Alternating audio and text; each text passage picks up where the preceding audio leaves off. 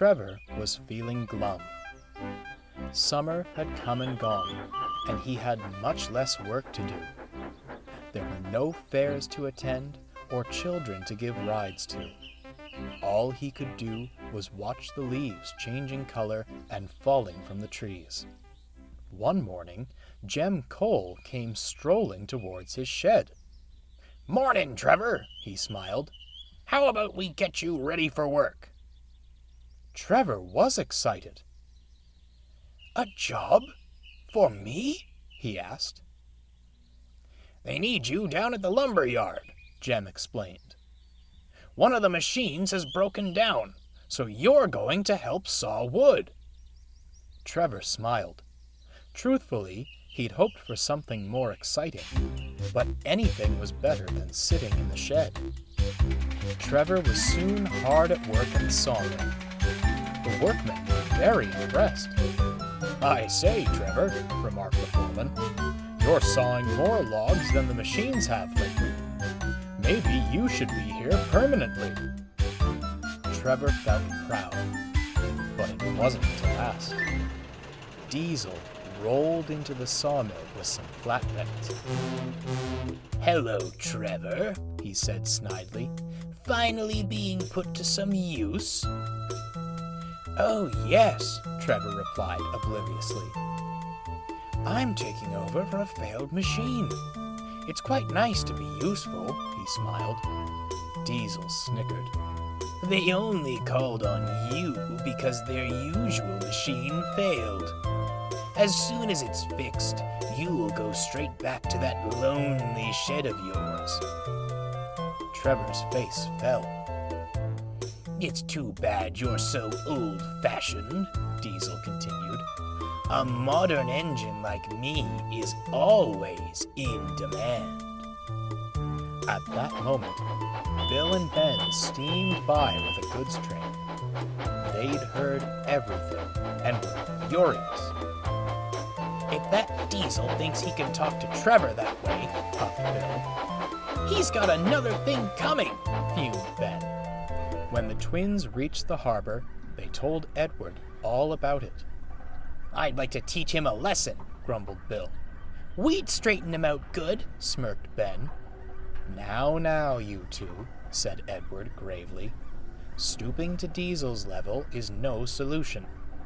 He'll get what's coming to him, one way or another." The twins weren't listening. One way was going to be their way. Later, the twins were bringing goods from the harbor to the big station. As they passed through the forest, they spotted Diesel heading the other way with more flatbeds. Their chance had come. "Wait for it," whispered Bill. "Now!" squeaked Ben. Together, they hissed steam at Diesel as he passed. Lost in the thick smoke, Diesel couldn't see, nor could his driver. Suddenly, when the smoke cleared, Diesel found himself straddling the rails. The driver got down to inspect. "That's torn it," he sighed. "We've run over some points that weren't set properly. I'll have to go phone for a crane." Diesel was most annoyed. Soon, his driver returned with bad news. "One of the express coaches derailed in the yard. It's taking every crane they have to put things right. I'm sorry, Diesel, but you're stuck here for a while." Diesel was cross. The driver had left to have tea with a nearby signalman. The sun went down and the cold wind blew. Diesel was lonely and, secretly, a little scared. "Ooh," he whimpered, listening to the hooting and howling within the forest. Just then, he heard another noise, a slow chuffing, which seemed to be getting closer. Diesel couldn't bear it. "Oh dear," he cried, shutting his eyes. "I'm not a deer," came a voice. "I'm a traction engine." Diesel opened his eyes. It was Trevor, The signalman told us you were stranded, so we've come to put things right.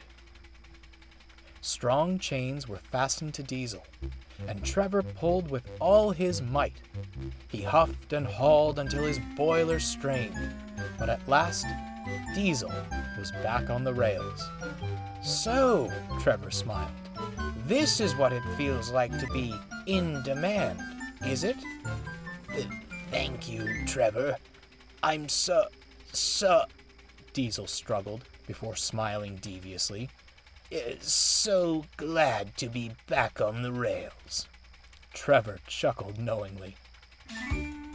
Trevor worked at the sawmill for the next few weeks, and even stayed after the machinery was mended to help with the workload. He saw Diesel bringing flatbeds and taking logs away every day. Although Diesel didn't become any friendlier, there was no talk of being in demand from that point on.